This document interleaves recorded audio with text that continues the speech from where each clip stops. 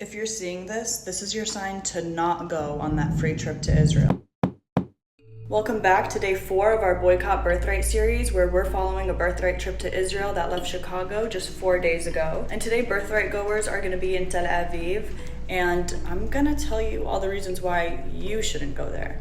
Israel simply does not care about you, and that might be a hard pill for some to swallow, but it's an important truth to understand.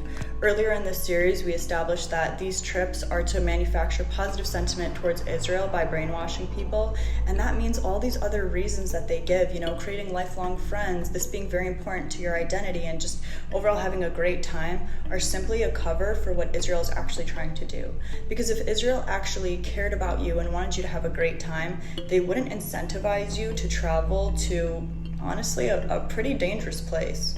And the reason why Israel is such a dangerous place to be is because they've made it that way by committing genocide in Gaza for over 20 months, by occupying Palestine for over 75 years, by launching unprovoked attacks on neighboring countries like Yemen, Syria, Lebanon, and Iran just in the past few months alone.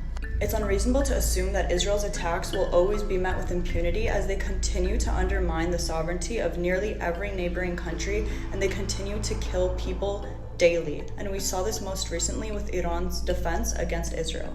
Israel knows that their impulsive, illegal, barbaric attacks on innocent people create a dangerous situation not only for the settlers that live there on occupied Palestinian land, but to anybody who comes to visit their illegitimate settler colonial state. And that includes you, because if Israel cared about your safety, they wouldn't incentivize you to travel to a settler colonial state as it's committing genocide. It's honestly just not a smart decision.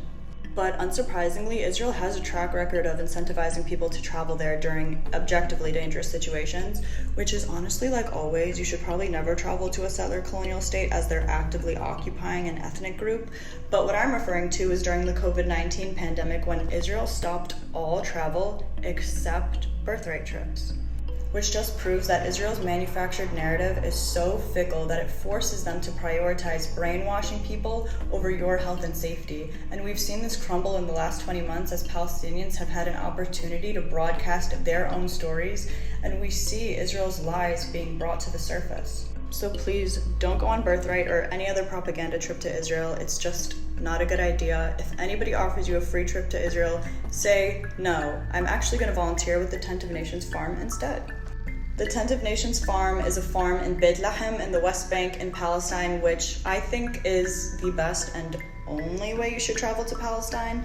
Go to the West Bank and see how Palestinians live. If you want to do that, go to codepink.org/Tent of Nations farm, and I'll see you tomorrow.